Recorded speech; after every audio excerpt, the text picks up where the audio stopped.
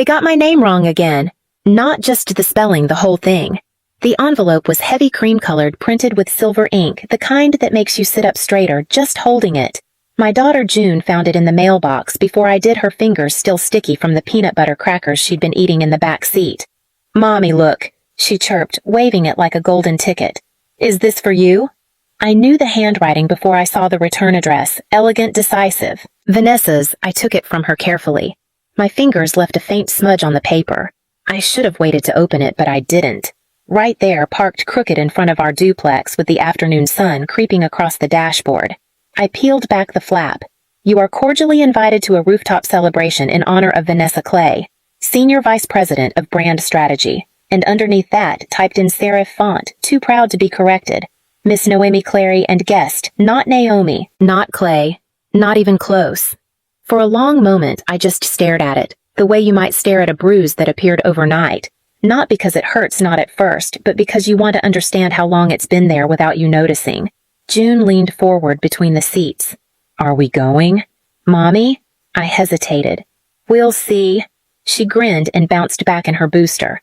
"I want to wear my sparkly skirt." I didn't answer. Instead, I slipped the invitation into my tote bag next to the grocery list and the unpaid water bill, like it belonged in that pile, like it didn't mean anything, but of course it did. That night after June was asleep and I'd finally scrubbed the last dried glob of toothpaste off the bathroom counter, I sat on the edge of my bed and read the invitation again under the yellow lamplight. The typo was still there. Still wrong, still small and pointed like every other time. It wasn't the first time Vanessa's assistant or whoever sent these things had gotten my name wrong. Once they'd addressed a holiday card to Naomi and son June's name was nowhere. Another time, my name had been printed so faintly on a place card that the server at the gala couldn't find me on the list. Each time I told myself it didn't matter, that being included even by mistake was better than being left out entirely. But this time the mistake felt deliberate, like a message whispered just loud enough for only me to hear. "We see you, but we don't really want to." I was still staring at the invitation when my phone lit up. It was from my mother. "No." "Hi, honey." "No." "How are you?" "Just this. Please don't make this night about you." Vanessa worked hard. "Just smile, be polite, and don't bring up the past." That was it. I let the screen go dark.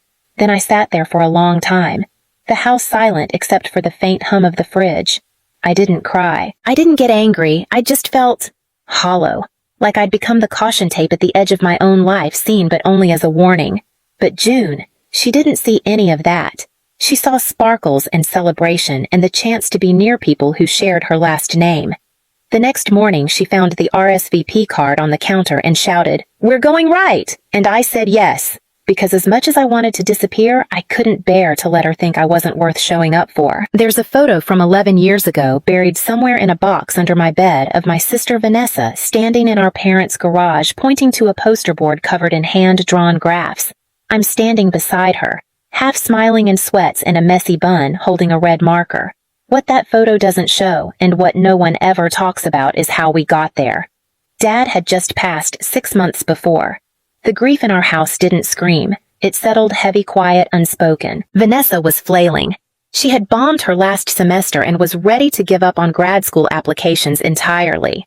I remember sitting with her at that dining table for hours, coaching her through essay prompts, formatting her resume line by line, printing out mock pitch decks to boost her confidence.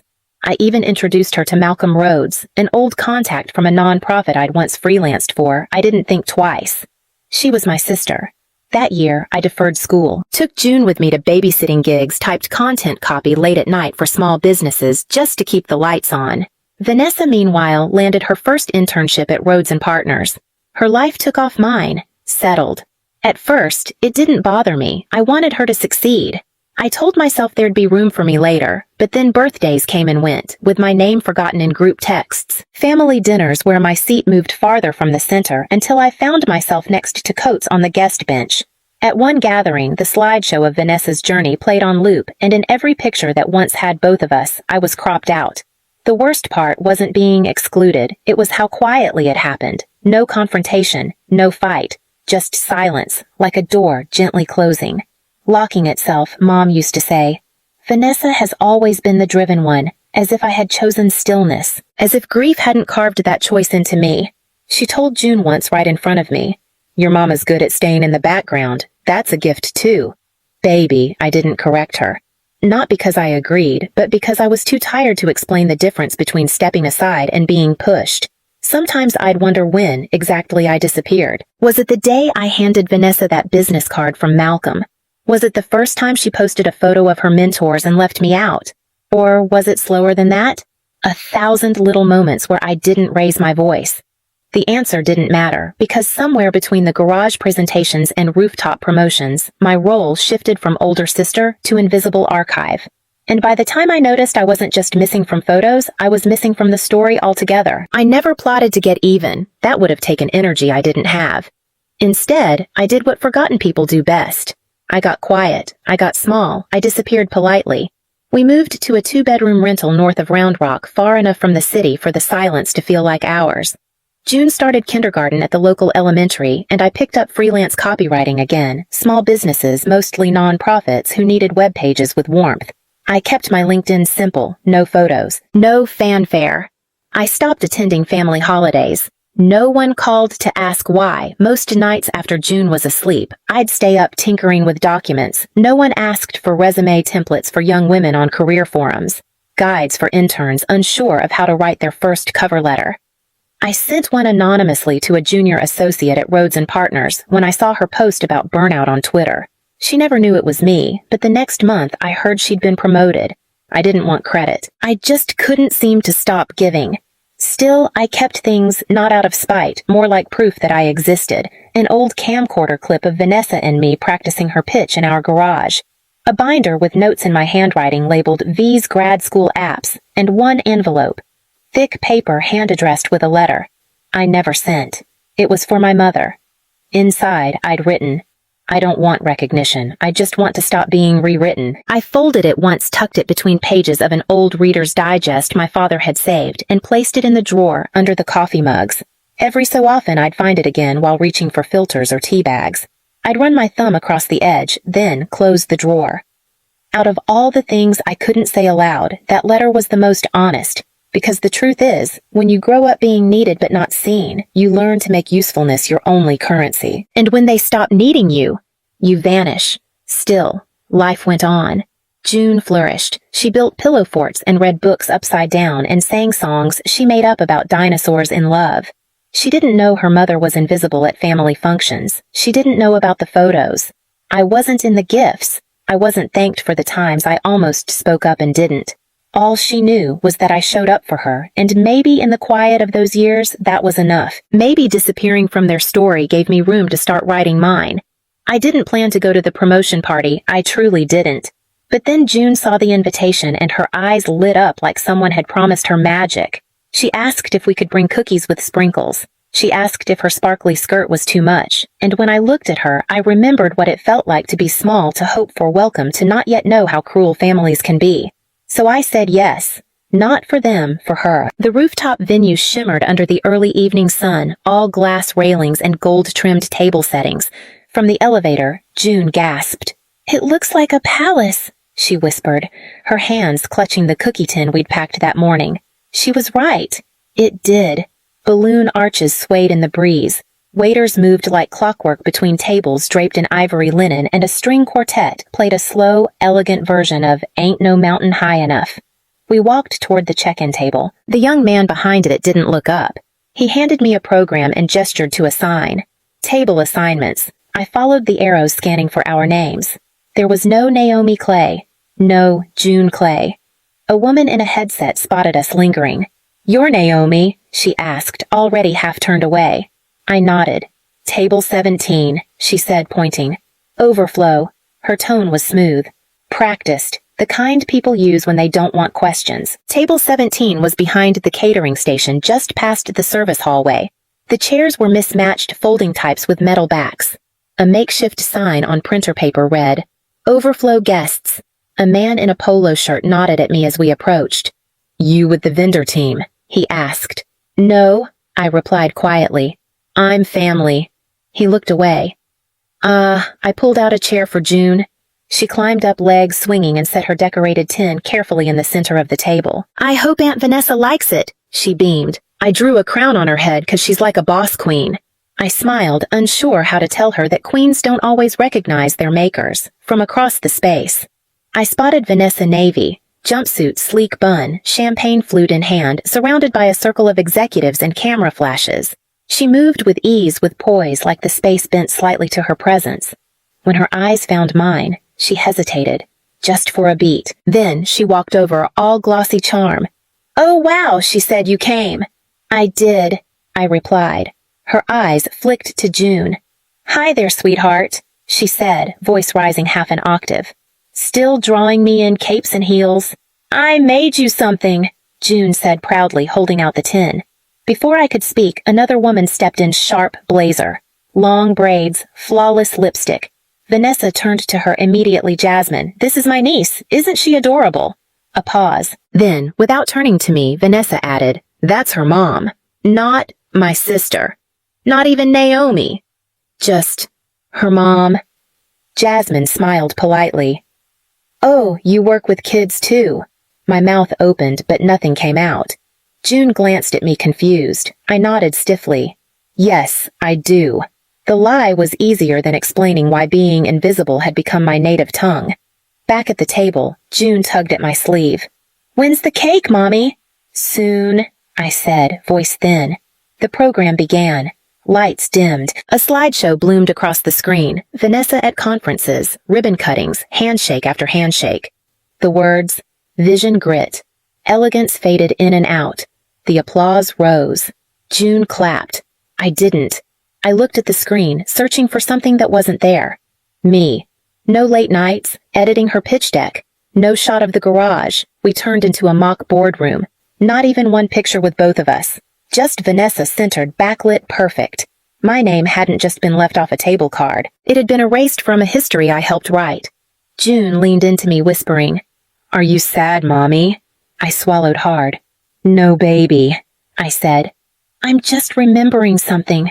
And I was remembering what it felt like to watch someone build a kingdom out of bricks you carried and then turn around and call you the help." Vanessa stood at the podium like she'd been born there. Her voice, polished and confident, filled the rooftop space with ease. Cameras lifted, guests leaned forward. She thanked her team, her mentors, her firm. She even quoted a business author. Then she paused, raised her glass. "And I'd be remiss," she said, "if I didn't mention the woman who's always been persistent." A few polite laughs. "My older sister," she continued. "A single mom, resilient, tireless, clearly unwanted by anyone else." Laughter. Laughter that rippled and expanded, not from strangers, but from people I used to pass mashed potatoes to at Christmas. Some gasped, then laughed harder at the awkwardness. Others chuckled like they'd been waiting for permission. I froze, my hand clenched around the water glass, slick with condensation. Across the table, June's smile faltered. She looked up at me, brows pinched in confusion. "Why are they laughing at you, Mommy?" I couldn't answer. I could barely breathe. Vanessa moved on undeterred. "But seriously," she said, waving away the joke. "Let's raise a glass to new beginnings." Applause erupted again. I stayed still. I wasn't a statue, I was ballast, keeping myself from drifting into shame. And then it got worse. From the front row, my mother lifted her glass and called out, "Used product, but still polishes up well." This time, the laughter had teeth. June turned away, her little shoulders drawn in tight. She clutched her cookie tin like a life raft, trying not to cry. I didn't run, I didn't scream. I just sat there staring straight ahead, willing the room to collapse into itself. No one came over. No one said that was too far. They just kept eating shrimp crostini and refilling their glasses. June's voice broke the silence between us. "Did I do something wrong?" I brushed her hair back gently. "No, baby," I whispered. "You were the only one who did something right." Then something shifted. A man rose near the stage, calm, tall, familiar, Malcolm Rhodes. "I'd like to say a few words," he said, not into a microphone, just loud enough. The room stilled. Glasses lowered. Waiters froze mid-step. Vanessa turned toward him, lips already curled into a smile. "Of course, Malcolm," she said, stepping slightly aside. He didn't return the smile. "Tonight, we're here to honor Leadership Drive Success," he began. "But I want to speak briefly about recognition. Real recognition." His eyes swept the room, but they landed on me. "There are people in this space whose names aren't on banners," he said, "but whose work built the banners. People who carried weight no one saw and taught others how to rise, not with applause, but persistence." A pause. "Tonight, we honor one sister, but let's not forget who opened the door in the first place." You could hear the clink of a fork being set down. Just that. No one breathed. Vanessa's smile didn't fade. It tightened. Then another voice, quieter, rose from the crowd. "I'd like to say something too." It was a young woman from Vanessa's team. I recognized her from an old staff photo. Her hands trembled as she stepped forward. "I know this is a celebration," she began, "but I want to acknowledge someone who changed my life." Vanessa nodded expectantly, but the woman didn't look at her. She looked at me. "Naomi Clay helped me during my medical leave," she said, her voice gaining strength. "She sent resources. She checked in. No one else noticed I was slipping, but she did. And I never got to say thank you." She turned to me fully now, "So, thank you. You saved me." A long beat, then applause. Not cautious, not polite. Full real, for me. I didn't stand. I didn't bow. I just blinked. June squeezed my hand under the table, and then from somewhere near the front, the slideshow shifted. The same images rolled Vanessa at conferences and offices in control. Then it stopped, flickered, and a new image appeared. One I hadn't seen in years. Vanessa standing in our parents' garage, a pitchboard behind her, her hands mid-gesture, and me still in sweats, red marker in hand, smiling at her like I believed she could take on the world. Below it, in soft script, where the journey really began, people turned, not all but enough. And I saw their eyes widen, not with shock but recognition. They'd laughed, but now they saw. Vanessa was still seated when the screen went dark. Still smiling, but now the kind of smile that stretches too thin like the last inch of fabric before it tears. She didn't speak. Neither did my mother. For the first time all night, their silence felt unsure. I didn't need them to say anything. As the applause settled, Malcolm stepped off the platform and made his way toward our table. He didn't rush. He didn't posture. He simply reached into his blazer and handed me a small flat box, the kind used for keepsakes or jewelry. "This was left on the main table," he said. "I had a feeling it wasn't meant to be forgotten." Inside was June's handmade frame, slightly bent at the corners, now glitter glue, smudged from too many hands. Tucked behind it, folded in thirds, was thick stationery. I unfolded it carefully. At the top was a logo. I recognized the nonprofit Malcolm chaired, underneath a formal letter. They were launching a mentorship initiative, focused on resilience, on voices overlooked. They wanted me to lead the pilot. I stared down at the words, unsure what to feel. It wasn't the title that shook me, it was what Malcolm said next, softly. "We don't need the loudest voices. We need the ones who remember what it feels like not to be heard." I nodded. "Thank you," I said. "Don't thank me," he replied. "Just take what's already yours." When I turned back toward the crowd, the party had started shifting. The string quartet was playing again, but the mood had changed, not loud, not dramatic. Just unsettled. Vanessa stood finally, her arms crossed, jaw tight, but she didn't approach. She didn't have to. I walked past her toward the exit, June's hand in mine. She looked up at me wide-eyed. "You were right, Mommy," she whispered. "You didn't need a big party to be seen." I smiled real and small. "No, sweetheart. We just needed them to stop looking away." At the threshold, I turned once, not toward Vanessa but toward my mother. She sat stiff in her chair, hands knotted in her lap. "You don't have to say anything," I said gently. I already stopped listening. And then we walked through the doors down the hall into the night air that felt clearer than it had in years. The car ride home was quiet. June dozed off, still holding her frame like treasure. I watched her in the rearview mirror, peaceful, safe. And I realized something. I wasn't angry. Not anymore. Just done. Done. Shrinking. Done. Asking. Done. Being written out of stories I helped begin. When we got home, I didn't tuck the frame into a drawer. I placed it on the center shelf in our living room, glitter bent edges, all of it. Not as a symbol of being celebrated, but as proof. We were always here, even when they refused to see us.